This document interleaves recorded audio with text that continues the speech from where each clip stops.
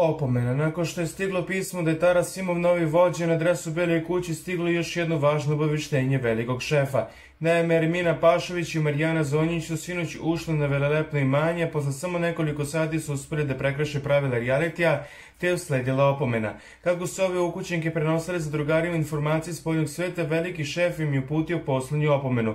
Osim toga, ukućeni su obavešteni da salon lepote naredne nedelje neće raditi, jer Jelena Pešić nije platila punu svotu novca za svoj tretman.